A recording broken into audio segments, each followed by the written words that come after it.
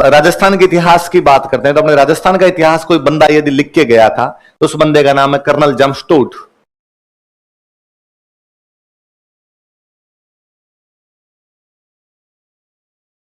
उस बंदे का नाम क्या है?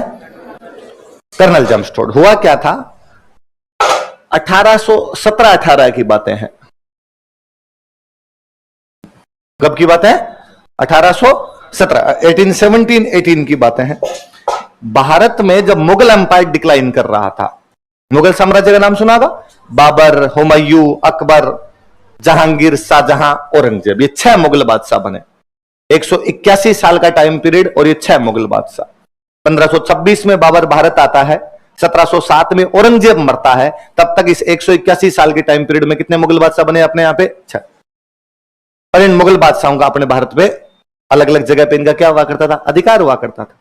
हर राजवंश अपने आप में एक सीमा लेके आता है, उसमें कुछ कमजोरियां आती है तो उसका फॉल होता है, उसका डिक्लाइन होता है। पर कभी भी पॉलिटिकल वैक्यूम नहीं हो सकता। क्या नहीं हो सकता? कभी भी शून्य नहीं आ सकता। ऐसा कभी नहीं होगा एक राजवंश खत्म हो गया अब कोई राजवंश आया ही नहीं, उन्होंने कहा हम जा रहे हैं भाई साहब, और दूसरे वाला उनका हमसे भी नहीं ली जाएगी ये जगह। ऐसा कभी नहीं होगा। एक राजवंश तभी जाएगा जब दूसरे वाला राइज करेगा।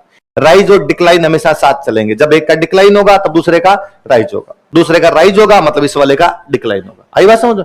जब मुगलों का डिक्लाइन हो रहा था तब भारत में एक नई पावर उभर रही थी, मराठे।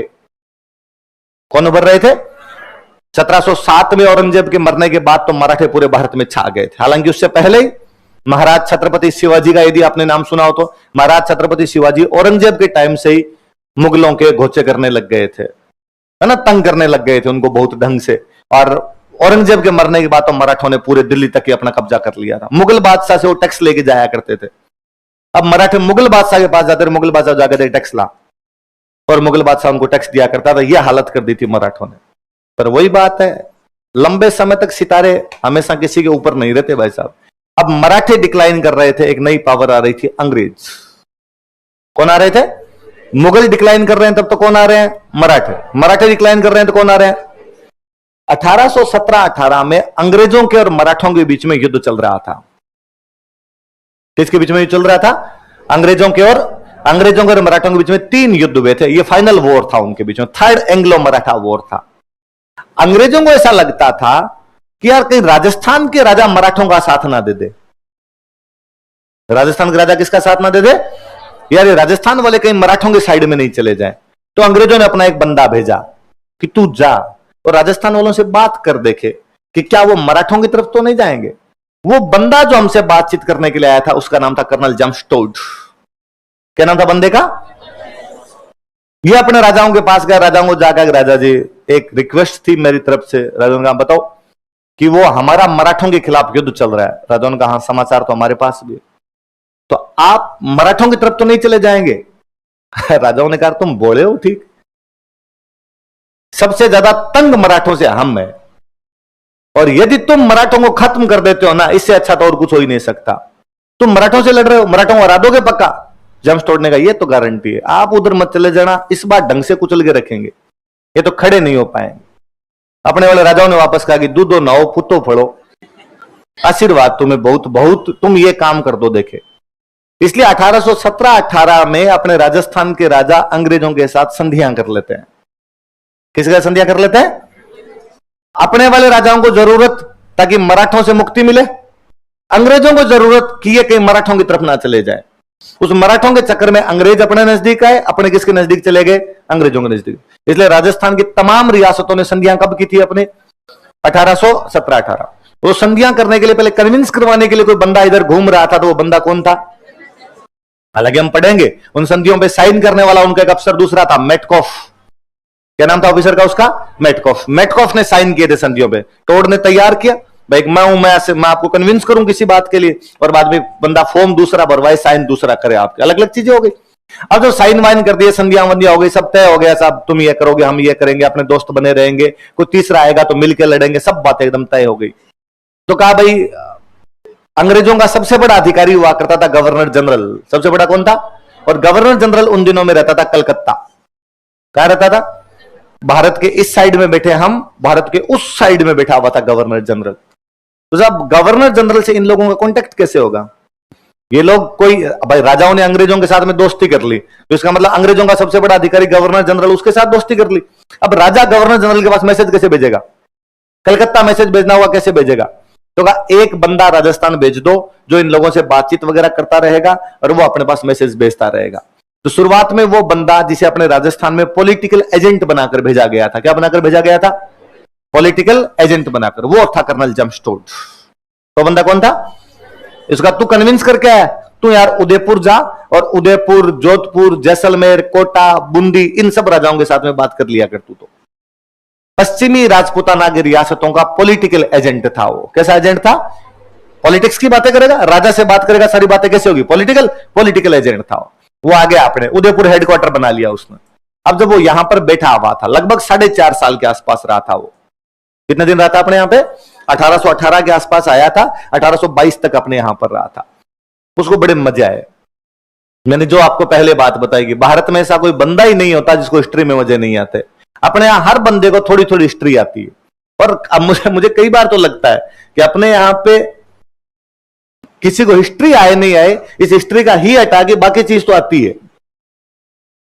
इधर इतना इतना हिस्ट्री में ऐसा ही नहीं आता उसको। हिस्ट्री का आगे वाला पोर्शन सबको आता रहता है। कहानियां सबको आती है, किसी को छोटी आए, किसी को बड़ी आए, किसी को कम आए, किसी को ज्यादा आए, पर कहानियां सबको आती है। अपने वालों ने टोड को कहानियां सुनानी शुरू की। टोड ने किताबें पढ़नी शुरू की, जिनमें अपनी कहानियां पढ़नी शुरू की। टोड को मजे आ गए और टोड ने कहा भाई साहब क्या डाकी लोग थे यार, ये भयंकर आदमी थे। अपने यहां लड़ाइयों के वर्णन ऐसे थे कि साहब उधर से कोई सेना आई और सेना के अंदर 6000 लोग थे, गांव से गायें लूट के लेके जा रहे थे और गांव के मात्र 50 युवकों ने उस 6000 की सेना का सामना किया और 50 युवक लड़ते लड़ते मरे गए, लेकिन उन्होंने अपने आंखों के सामने गायें ले जाने नहीं दी। उसको लगा मतलब ये सुसाइड बॉम्बर है इधर सारे के सारे, बस दिख नहीं रहा कि आगे 50 आदमी जब 6000 से लड़ेंगे तो मर जाएंगे, तो क्यों लड़ लिए तुम्हारे वाले ऐसे? अपने वाले किसी ने कहा कि भाई साहब गौ माता है, गौ माता आंखों के सामने नहीं कटनी चाहिए, देखो उसके लिए तो मर जाए, 50 का 5000 मर जाते। टोड को इन बातों में मजा आए कि कोई अपनी ड्यूटी के प्रति इस कदर दीवाना कैसे हो सकता है कि मौत साक्षात सामने खड़ी हो फिर भी लड़ जाए, केवल इस बात के लिए कि उसका कर्तव्य, उसकी ड्यूटी यह है कि काऊ जो है, जो गाय जो है, उनको प्रोटेक्शन की जानी चाहिए, उनको बचाया जाना चाहिए। मुझे और कोई समाचार मिलेगा साहब केवल 10 लोग एक मंदिर के बाहर खड़े हो गए थे कि मंदिर की मूर्ति तो नहीं तोड़ने देंगे हम। मुझे और अच्छी कहानियां लगी कि यार केवल 8000 लोगों की एक टीम ने 1 लाख लोगों से इसलिए लड़ाइयां कर ली थी कि हमारी मातृभूमि पर तुम हमला कैसे कर सकते हो, हमारी मातृभूमि पर तुम अधिकार कैसे कर सकते हो। तो वापस कहा 8000 लोग पागल थे, सामने दिख रहा कि 1 लाख लोगों की फौज आई है, तो 8000 सरेंडर कर देते यार, कह देते कि नहीं लड़ेंगे, वो कब्जा कर लेता और क्या हो जाता इससे। अपने वाले ने फिर किसी ने उसको समझाया कि नहीं, हमारे यहां पर हम बचपन से टाबरों को सिखाते हैं कि इला न देनी आपनी हालर यो हुलरा है, कोई पूत सिखाना है पालना है न मरण बढ़ाई माए, कि मम्मी अपने बच्चे को पालने में झुलाती हुई कहती कि मर जाना पर जमीन मत देना। उसे कहानियां बहुत अच्छी लगी। उसने एक घोड़ा लिया, उस घोड़े से वो पूरे राजस्थान में घूमा, पूरे राजस्थान की कहानियां इकट्ठी की। मतलब इतना फैन हो गया था कर्नल टोड अपना कि इन 4.5 साल के दौरान वो जब भी अंग्रेजों से मिलता, भाई वो अपना पॉलिटिकल एजेंट था, रिपोर्ट किसको करेगा? गवर्नर जनरल को जाकर रिपोर्ट करेगा, अंग्रेजों को जाकर रिपोर्ट करेगा। वो अंग्रेजों के पास रिपोर्ट करने जाता और अंग्रेज उससे पूछते कि टोड क्या समाचार है उधर राजस्थान के, कैसे लोग हैं वहां पे, कैसे राजा वगैरह है, कैसी उनकी सेना है, क्या चीजें हैं, क्या पता लगाया तूने उनके बारे में? वो कहता भाई साहब पूछो मत आप, हो क्या भयंकर लोग है यार ये। और यार इनके युद्ध वगैरह मैं पढ़ता हूं तो मुझे लगता है यार कितने शक्तिशाली लोग हैं। और अंग्रेज कहते कि नहीं, अपने से ज्यादा शक्तिशाली थोड़ी हो सकते हैं। उसने कहा अरे गलत फहमियां निकाल के रखना, ये रंगड़ है सारे के सारे, अपने जैसों को तो 5-7 को भींच के मार दे। ये तो अपने पास हथियार आ गए नए नए, बाकी सीधी सीधी कुश्ती लड़वाई जाए तो ठोके पकड़ के अपने। इनके पास तो अभी तक हथियार नहीं है, अभी तक भाले लेके घूम रहे हैं इधर उधर। ये बंदूकें इनको चलानी सिखा दी जाए तो अपने तो 5 दिन नहीं टिके यहां पे। फाइनली अंग्रेजों को लगने लग गया था कि टोड राजस्थान वालों के साथ मिलकर अंग्रेजों पर अटैक करेगा। अंग्रेजों को लगता था टोड राजस्थान वालों की तरफ मिल जाएगा और अंग्रेजों के खिलाफ भड़काएगा। इसलिए 1822 में जाके टोड को कहा गया कि तू वापस जा, लंदन वापस जा। तो उसने कहा मैं बुक लिख रहा था, मेरी बुक तो कंप्लीट हुई नहीं। कहा मैं नहीं, मतलब बुक वहां पे जाके तेरी कंप्लीट कर लेना, लेकिन यहाँ इंडिया में तेरे को नहीं रहने देंगे, तुझे वापस जाना पड़ेगा। बापड़ा खूब रोया यहाँ पे, अरे कि थोड़े दिन यार ये किताब पूरी हो जाने दो, चला जाऊंगा मैं, नहीं यहाँ पे नहीं रहने देंगे। उसने वहां जाने के बाद में बुक लिखी अपने के ऊपर, annuls and antiquities of Rajasthan. किस नाम से बुक लिखी थी? Annuls and antiquities of Rajasthan नाम करके बुक लिखी थी। क्या बेहतरीन बुक लिखी है, क्या कहानियां लिखता है वो अपने। जब बार जीव करता है कि उस आदमी की तो मूर्तियां लगाई जानी चाहिए।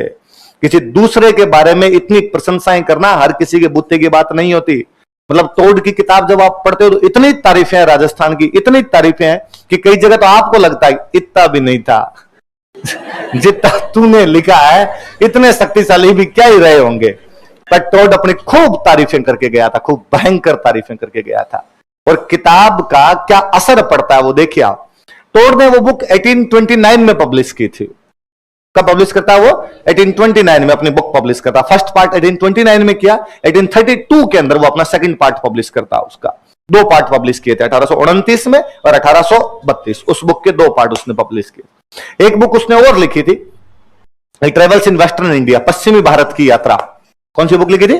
पश्चिमी भारत की यात्रा, ट्रेवल्स इन वेस्टर्न इंडिया। एक बुक और लिखी थी। वो जब गया था ना तो उदयपुर से बॉम्बे पैदल पैदल गया था, मतलब सड़क मार्ग से, घोड़ा लेके इधर से गया था, यहां से उदयपुर से गया था गुजरात, गुजरात से गया था बॉम्बे। ये पूरा उसका जो रूट था, इस रूट के बारे में उसने किताब लिखी। तो बुक का नाम क्या हो गया? पश्चिमी भारत की यात्रा। इस यात्रा में क्या मंदिर आए, कौन लोग मिले, कौन सी जनजातियां, कौन से फल फूल है, कंदमूल है, उन सब के बारे में लिख के गया।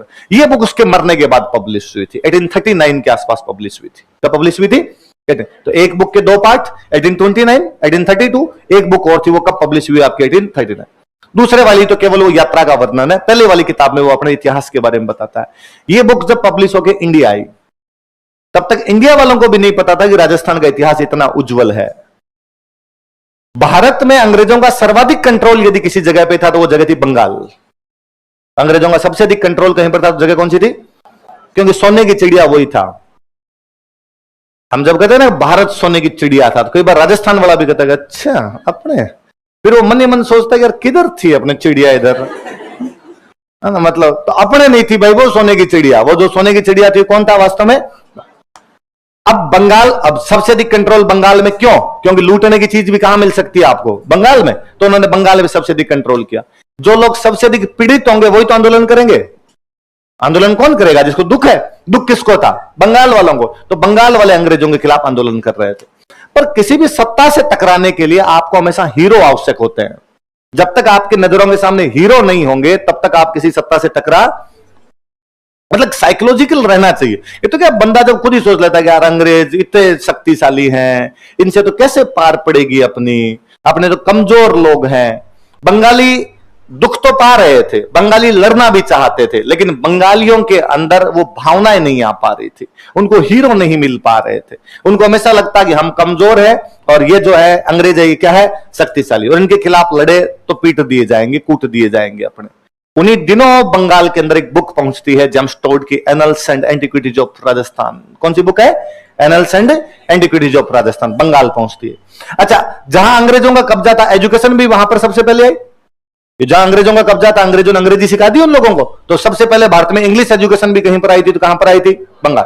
बंगालियों के पास में बुक आई, बंगालियों को अंग्रेजी आती थी, बंगालियों ने वो बुक पढ़ी और बंगालियों ने कहा ये कहां के लोग हैं? ऐसे कैसे हो सकता है कि 5,000 आदमी 70,000 से लड़ जाए, 1200 लोगों की टीम 8,000 से लड़ जाए? कौन लोग है? भी अपने राजस्थान के लोग थे। और बंगालियों को लगा कि जब राजस्थान के 5,000 लोग किसी 70,000 के मुगल बादशाह की सेना का सामना कर सकते हैं, राजस्थान के जब 800 लोग कोई एक 10,000 की उधर से आती हुई अरबों की सेना का सामना कर सकते हैं, तो हम इतने गए गुजरे भी नहीं हुए कि अंग्रेजों का मुकाबला नहीं कर पाएंगे। बंगाल लुट खड़ा हुआ था। भारत में स्वतंत्रता आंदोलन की शुरुआत यदि कहीं पर हुई थी तो कहां हुई थी? इसलिए बंगाल के बारे में तब कहा जाता था कि बंगाल जो आज सोचता है बाकी भारत कल सोचेगा। बंगाल जो आज सोचता है वो बाकी भारत, बंगाल आज सोच रहा है कि भारत को आजादी दिलवाना, बाकी भारत भी सोचेगा, लेकिन धीरे धीरे बुद्धि आएगी। आप कह सकते हो कि अच्छा बंगाल ने सोचा कि मोदी जी नहीं, दीदी आएगी हमारे, तो बाकी भारत कल सोचेगा कि मोदी जी नहीं, कोई ना कोई दीदी तो आनी चाहिए हमारे भी यहां पर। हो सकता है ऐसा कुछ हो। अब ये लागू होता है कि नहीं होता है मुझे पता नहीं, उन दिनों में लागू हुआ करता था। रविंद्रनाथ टैगोर लिखते हैं कि यूनान के राजा सिकंदर ने, सिकंदर का नाम सुना होगा, अलेक्जेंडर, यूनान के राजा सिकंदर ने हमारे भारत के पोरस को हरा दिया था। राजा पोरस का नाम सुना होगा कि राजा पोरस को सिकंदर ने हरा दिया था। उस हार से लेकर प्लासी के युद्ध तक, एक बैटल ऑफ प्लासी का नाम सुना होगा, प्लासी, अंग्रेजों का कब्जा प्लासी के युद्ध के बाद ही हुआ था, जब नवाब सिराजुद्दौला कर्नल क्लाइव के सामने वहां पर हार जाता है, लॉर्ड क्लाइव के सामने हार जाता है। तो रविंद्रनाथ टैगोर कहते हैं कि यार राजा पोरस से लेकर सिराजुद्दौला तक भारत का पूरा इतिहास हार से भरा पड़ा है, हमें हारना पड़ा है किसी ना किसी बाहर वाले के सामने। लेकिन इस हार के बीच में जब कभी मैं राजस्थान का इतिहास पढ़ता हूं, मुझे गुदगुदी होती है, मुझे अच्छा लगता है। इस रेगिस्तान में हरियाली नजर आती है कि कोई तो लोग रहे होंगे जो जीते थे, कोई तो लोग रहे होंगे जिन्होंने सदियों सदियों तक संघर्ष किया होगा, कोई तो लोग रहे होंगे जो इस भारत भूमि के लिए कट मर गए होंगे, लेकिन इसकी रक्षा करने में कभी भी पीछे नहीं हटे थे। वो जगह कोई यदि थी तो जगह कौन सी थी? तो टोड की हिस्ट्री यह है। टोड की हिस्ट्री केवल राजस्थान के बारे में बताती नहीं है, टोड की हिस्ट्री भारत के स्वतंत्रता आंदोलन की शुरुआत करवाती है। आई बात समझ में? हम टोड को कहते हैं वो राजस्थान के इतिहास का जनक था। क्या था वो राजस्थान के इतिहास का? लिखो यार, उसके बारे में सबसे पहले लिखा जाना चाहिए। कॉपी के पहले पन्ने पे टोड नहीं लिखा जाए तो धूड़ है अपने।